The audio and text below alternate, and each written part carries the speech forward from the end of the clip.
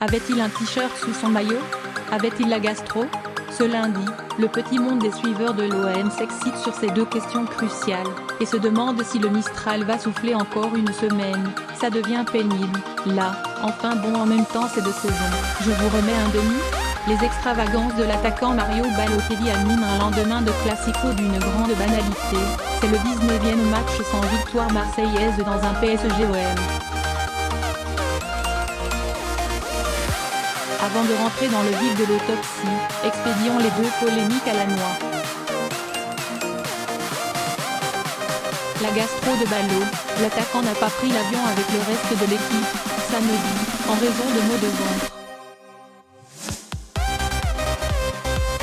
Finalement, il était en pleine forme dimanche. Probabilité qu'il s'agisse d'un coup de bluff du staff olympien, 97%. Le maillot de Super Mario. De nombreux journalistes racontent qu'il avait prévu d'exhiber un t-shirt à l'effigie de Marcus Rashford en cas de but, pour chambrer les Parisiens, éliminés en Ligue des Champions.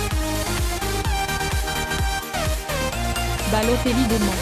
Intérêt de cette histoire, 9%. L'attaquant de l'OM avait-il mieux préparé ses éventuelles célébrations que ses combinaisons sur les coups de pied arrêtés? Il est d'ailleurs sorti, après un match banal, en chambrant Auteuil.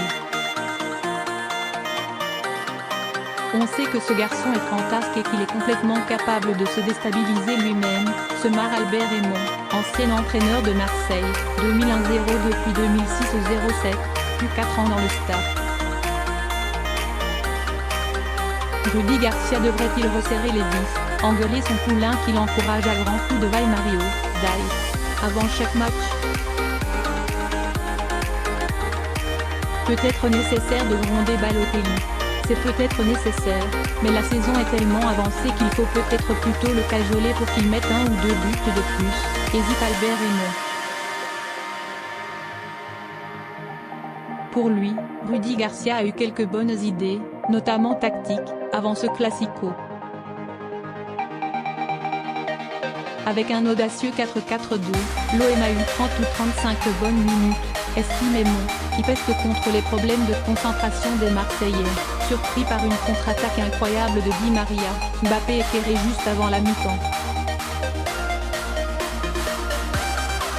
Dès que s'attaque à plus gros, l'équipe est marquée par une réserve voire une pleuterie hors de propos, peste le lyrique Camelu Bleya, pour Romain, Chameau à la plume libérée sur hors-ce-jeu.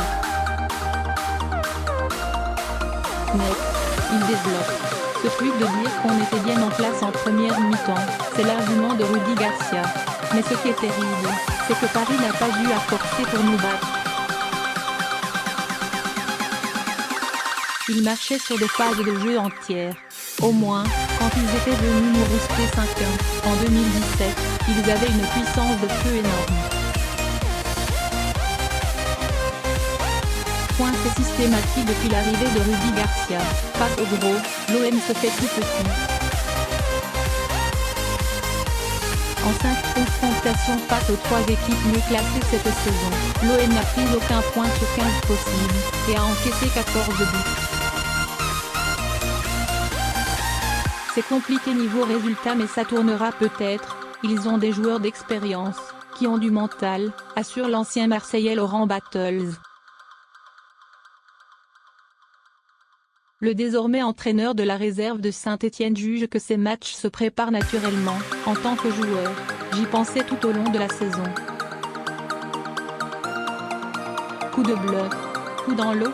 Aurait-il apprécié d'être victime d'un éventuel coup de bluff de son coach? On se met à la place d'un Dimitri Payet qui a dû passer un sale week-end. La gastro-entérite de Balotelli aurait pu lui faire regagner sa place dans le 11. Loupé. Effectivement, je ne suis pas persuadé que ce soit une bonne idée de bluffer, sourit Battle, qui rappelle, à raison, qu'il est impossible de savoir si la gastro était réelle ou fictive. Je dois vous avouer que j'ai souvent bluffé, ça fait partie du jeu, sourit Albert Raymond. Qui reconnaît, après tout, que cela ne sert à rien. Tuchel est un grand pro mais il ne connaît pas la moitié des joueurs français.